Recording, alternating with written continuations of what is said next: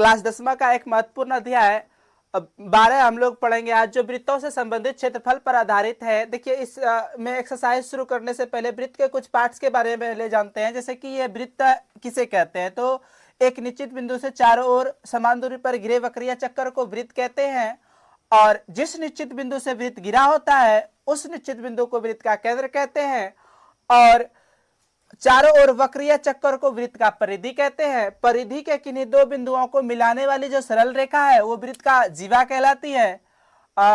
परिधि के किन्हीं दो बिंदुओं को मिलाने वाली वह सरल रेखा जो केंद्र से होकर जाती है वो वृत्त का व्यास कहलाता है।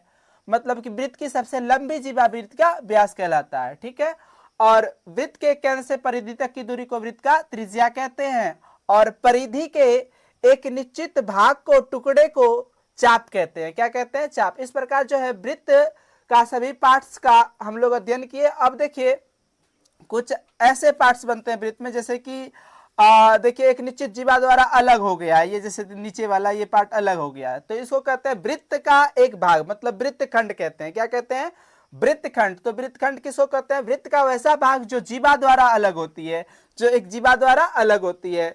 तो जो भाग छोटा रहेगा उसको हम लोग कहेंगे लघु वृत्त खंड, और जो भाग बड़ा रहेगा उसको दीर्घ वृत्त खंड कहते हैं। मतलब वृत्त खंड किसे कहते हैं? वृत्त का वैसा भाग जो जीवा द्वारा अलग होती है। देखिए जीवा द्वारा अलग हुआ, जो भाग छोटा उसको लघु वृत्त खंड, जो भाग बड़ा उसको दीर्घ वृत्त खंड कहते हैं।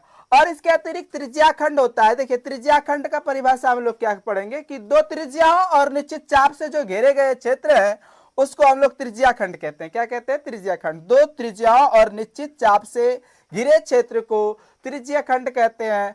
और देखिए ऊपर वाला जो व्हाइट पार्ट है ये भी दो त्रिज्याओं और निश्चित चाप से घिरा हुआ है, तो ये भी त्रिज्य खंड है। लेकिन जो कलर किया हुआ है ये लघु त्रिज्य खंड है, और व्हाइट पार्ट वाला दीर्घ त्रिज्य खंड है। इस प्रकार जो है वृत्त से संबंधित सभी पार्ट्स के बारे में अध्ययन करने के बाद हम लोग इस अध्याय का एक्सरसाइज करने के लिए जो है कुछ प्रमुख सूत्रों के बारे में अध्ययन करेंगे। जैसे वृत्त का क्षेत्रफल क्या होता है? वृत्त का क्षेत्रफल होता है पाई आर स्क्वायर। क्या होता है? पाई आर स्क्वायर। और वृत्त की परिधि होता है क्या? 2 पाई आर। वृत्त की परिधि 2 पाई आर। और वृत्त की त्रिज्या यदि आपका व्यास दिया रहे तो व्यास का आधा होता है d/2। वृत्त की त्रिज्या d/2। वृत्त का क्षेत्रफल जो त्रिज्यखंड का क्षेत्रफल क्या होता है? θ/360 पाई आर स्क्वायर। ये वृत्त त्रिज्यखंड का क्षेत्रफल होता है। त्रिज्यखंड का क्षेत्रफल क्या होता है? θ/360 पाई आर स्क्वायर। देखिए थीटा जो त्रिज्यखंड बनाएगा ना, दो त्रिज्याओं के बीच का कौन थीटा है, दो त्रिज्याओं के बीच का कौन थीटा लिखेंगे, θ/360 पाई आर स्क्वायर। उसके बाद त्रिज्यखंड के अंतर्गत बने चाप की लंबाई। देखिए ये त्रिज्यखंड के अंतर्गत चाप की लंबाई, ये चाप ए बी की लंबाई आपको पूछा जाए तो आप इस सूत्र का यूज करेंगे। त्रिज्यखंड के अंतर्गत चाप की लंबाई बराबर क्या होता है? θ/360 2 पाई आर। त्रिज्यखंड के अंतर्गत चाप की लंबाई बराबर, और त्रिज्यखंड के अंतर्गत बने त्रिभुज का क्षेत्रफल। देखिए त्रिज्यखंड के अंतर्गत बने त्रिभुज का क्षेत्रफल, ऐसा त्रिभुज बनेगा त्रिज्यखंड के अंतर्गत तो उसका क्षेत्रफल होता है क्या? त्रिज्यखंड के अंतर्गत बने त्रिभुज का क्षेत्रफल half R square sine theta, जहां थीटा क्या है? त्रिज्यखंड के बीच का कोण है। और वृत्तखंड का क्षेत्रफल कैसे निकालेंगे? देखिए जैसे ये वृत्तखंड है, आप इसका क्षेत्रफल निकालने के लिए क्या करेंगे? देखिए ये पूरा त्रिज्याखंड के क्षेत्रफल में इस त्रिभुज का क्षेत्रफल घटा देंगे। क्या करेंगे? वृत्तखंड का क्षेत्रफल ज्ञात करने के लिए त्रिज्यखंड का क्षेत्रफल माइनस त्रिभुज का क्षेत्रफल, त्रिज्यखंड का क्षेत्रफल माइनस त्रिभुज का क्षेत्रफल, जो त्रिज्यखंड के अंतर्गत बने हैं त्रिभुज, उसका क्षेत्रफल घटाने के बाद वृत्तखंड का क्षेत्रफल प्राप्त होगा। और इसमें संगत वृत्तखंड, ये मतलब लघु वृत्तखंड का क्षेत्रफल निकलेगा। और यदि आप दीर्घ वृत्तखंड का क्षेत्रफल निकालना चाहेंगे तो पूरे वृत्त के क्षेत्रफल में से लघु वृत्तखंड के क्षेत्रफल को घटाना पड़ेगा। अब हम लोग इस प्रकार सभी सूत्रों का अध्ययन करके अब एक्सरसाइज 12.1 करेंगे, ठीक है। अब एक्सरसाइज 12.1 में सबसे पहला सवाल है कि दो वृत्तों की त्रिज्याएं क्रमशः दी हुई है 9 सेंटीमीटर और 19 सेंटीमीटर। कहता है इसमें एक नए वृत्त की त्रिज्या क्या होगी जिसकी परिधि जो है इन दोनों वृत्त के परिधियों के योग के बराबर है। अर्थात नए वृत्त की जो परिधि है वो दोनों छोटे वृत्त के परिधियों का योग के बराबर है। तो बड़े वृत्त की परिधि 2 पाई आर बराबर 2 पाई R1 प्लस 2 पाई R2 हो जाएगा। बड़े वृत्त की परिधि 2 पाई आर, और देखिए इसमें R1 का 9 और R2 का वैल्यू 19 गया। नए वृत्त की त्रिज्या r बराबर 28 सेंटीमीटर प्राप्त हुआ। प्रश्न संख्या 2 में आपका R1 और R2 क्रमशः 8 और सेंटीमीटर दिया हुआ है। आपको इसमें पूछा जा रहा है कि नए वृत्त की त्रिज्या क्या होगी जिसका क्षेत्रफल वृत्त के क्षेत्रफलों के योग के बराबर है। तो नए वृत्त का क्षेत्रफल होगा ये इस वृत्त का क्षेत्रफल प्लस इस वृत्त का क्षेत्रफल, दोनों वृत्त के क्षेत्रफलों का योग के बराबर होगा। तो वृत्त का क्षेत्रफल पाई आर स्क्वायर होता है। देखिए इसमें पाई से पाई कॉमन कर लेंगे तो R1 का वैल्यू 8 तो 8 का स्क्वायर लिखेंगे, R2 का वैल्यू 6 है तो 6 का लिखेंगे। पाई से पाई स्क्वायर बराबर कितना 8 8 64 प्लस 36 रूट अंडर एक स्क्वायर खत्म तो उधर रूट का वर्गमूल 10 अर्थात नए वृत्त की जो त्रिज्या 10 सेंटीमीटर होगी। प्रश्न संख्या 3 में देखिए आप gold colour, red colour, blue colour, black, white colour वाले पट्टी का क्षेत्रफल निकालने कहता है। देखिए इसमें से जो प्रत्येक पट्टी है, प्रत्येक पट्टी की चौड़ाई जो है 10.5 सेंटीमीटर है। प्रत्येक पट्टी की चौड़ाई कितना है 10.5 सेंटीमीटर है। जबकि पहला पट्टी उसका रंग गोल्डन, गोल्ड कलर वाले पट्टी वृत्ताकार है जिसका व्यास 21 सेंटीमीटर दिया है। गोल्ड कलर वाले पट्टी का व्यास 21 सेंटीमीटर है तो इसकी त्रिज्या ज्ञात करेंगे तो 21 का आधा 10.5 अर्थात 21/2 सेंटीमीटर होगी। तो सबसे पहले गोल्ड कलर का क्षेत्रफल निकालना है।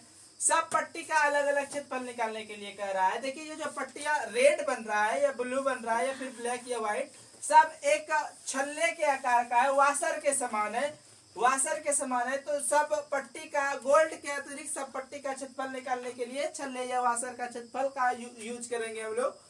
देखिए तो सबसे पहले गोल्ड कलर वाले का क्षेत्रफल निकालने के लिए गोल्ड कलर वाले का व्यास कितना दिया है 21 सेंटीमीटर। तो त्रिज्या कितना हो जाएगा r बराबर हो जाएगा 21/2 सेंटीमीटर।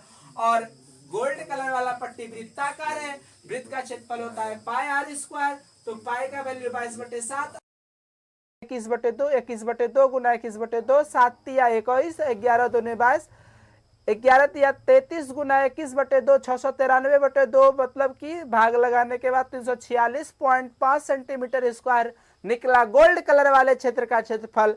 अब आपका जो ये रेड कलर वाला क्षेत्र एरिया है, रेड कलर वाला जो वाशर की तरह पट्टी बन रहा है, इसका क्षेत्रफल निकालने के लिए क्या करेंगे। देखिए रेड कलर वाले का बाहरी त्रिज्या है, मतलब कि यहां से यहां तक वाशर की बाहरी त्रिज्या 21 हो जाएगा, क्योंकि आंतरिक त्रिज्या इसका 21/2 और बाहरी त्रिज्या 21 हो जाएगा। अतः हम कहेंगे रेड कलर वाले पट्टी जो छल्ले के आकार का है उसकी बड़ी त्रिज्या 21 सेंटीमीटर और छोटी त्रिज्या 10.5 सेंटीमीटर होगी।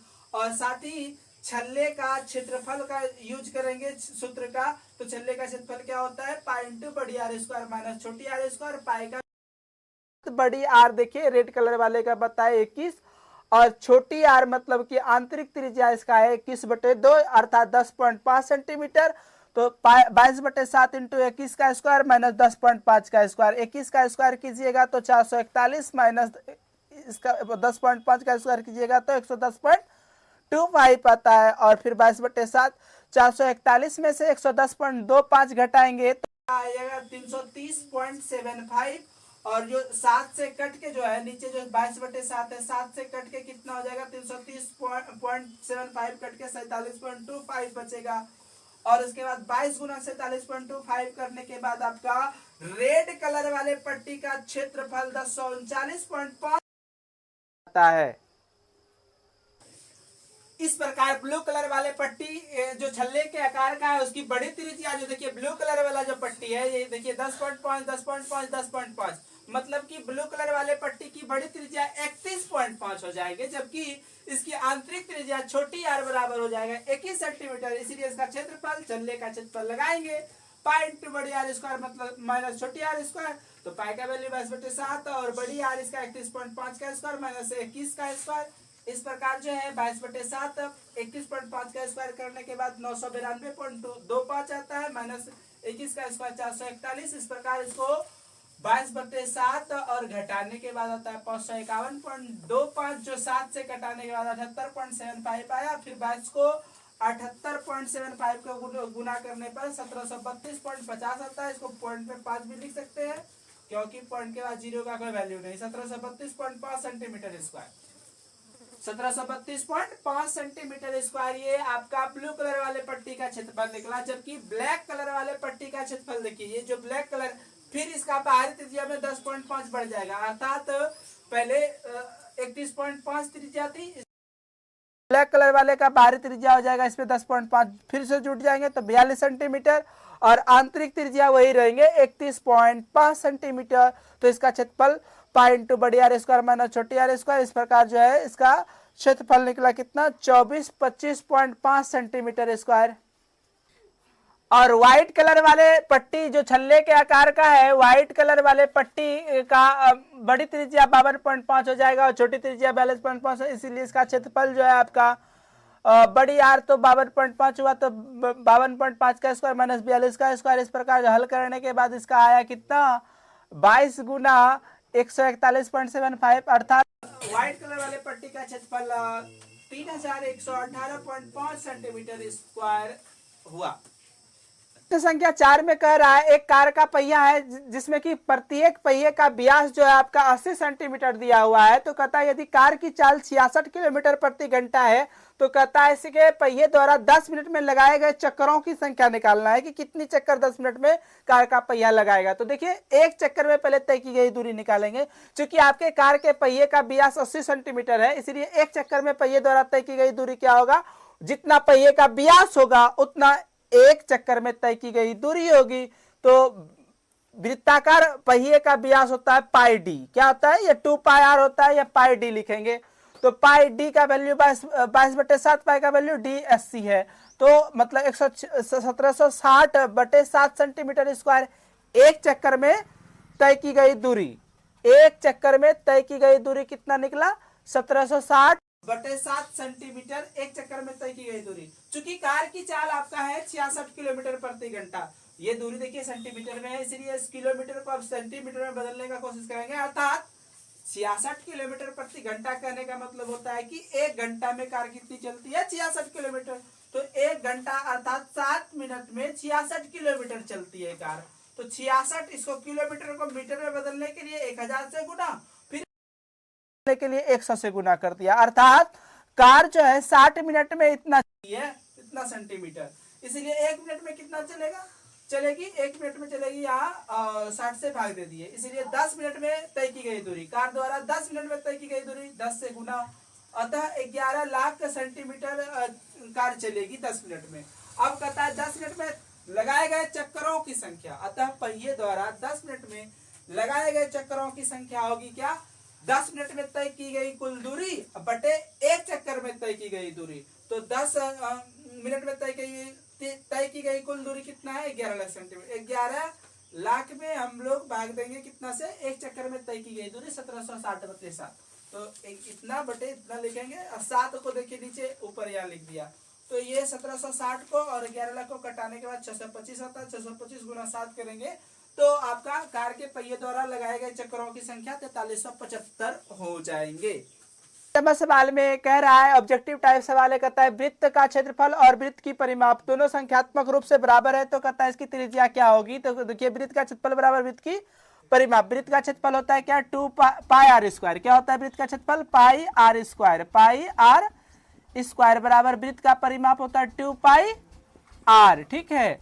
तो देखिए पाई से पाई कटा दीजिए और एक आर से एक आर कट जाएगा, तो आर बराबर कितना बचेगा 2 सेंटीमीटर, आर बराबर 2 सेंटीमीटर। ऑप्शन में 2 है कितना, ये ऑप्शन नंबर ए, ठीक है।